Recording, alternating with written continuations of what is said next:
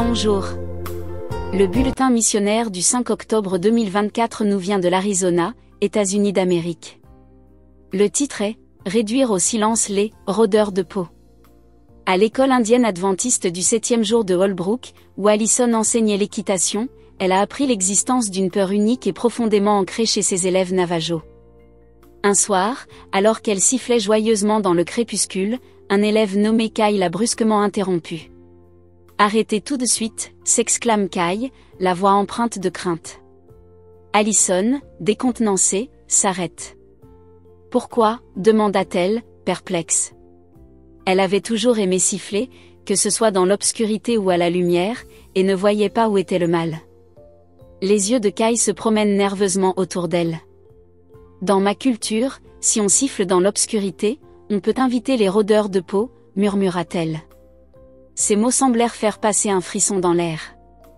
Allison écouta attentivement Kyle expliquer que, dans la croyance Navarro, un rôdeur de peau était une sorcière sinistre, capable de se transformer en animal ou même de le posséder. C'étaient des êtres aux pouvoirs obscurs, tapis dans la nuit. Allison sourit doucement, sentant la peur profonde dans la voix de Kyle. « Dieu est bien plus puissant que n'importe quel rôdeur de peau, dit-elle avec assurance. Si tu es dans son équipe, tu n'as rien à craindre. » Kyle a hésité, mais le calme d'Allison l'a réconforté. Lorsqu'elle a compris qu'être avec Dieu signifiait être en sécurité, elle a cessé d'avoir peur.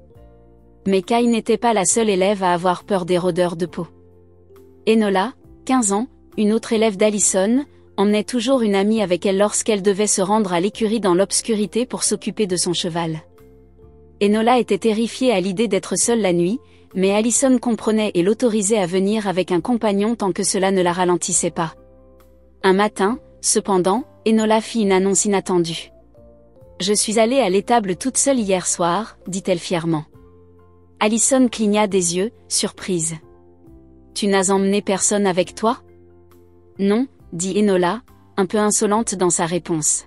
« Tu n'avais pas peur du noir ?» demanda Allison, curieuse de ce changement soudain de comportement.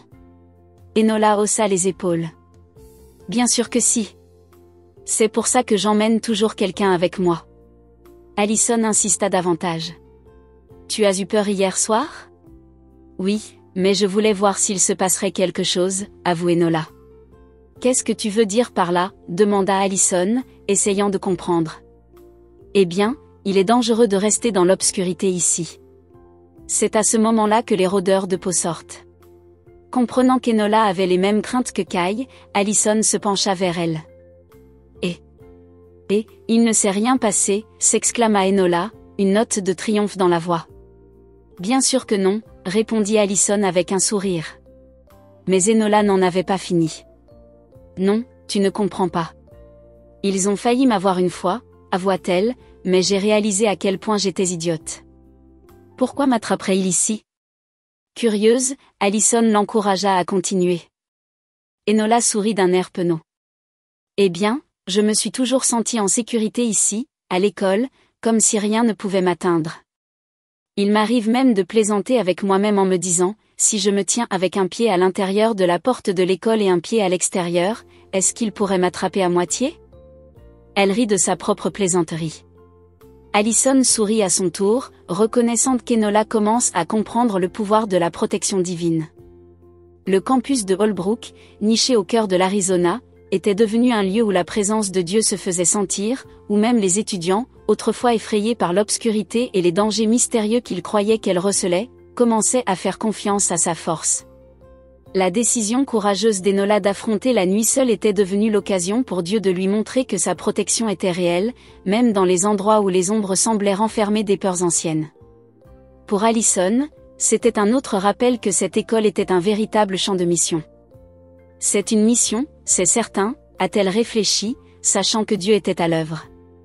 Grâce au soutien des offrandes du 13e sabbat, des écoles comme Holbrook peuvent continuer à offrir un havre de paix où des élèves, comme Kyle et Enola, peuvent surmonter leur peur et apprendre à faire confiance à quelque chose de plus grand que les ombres de la nuit.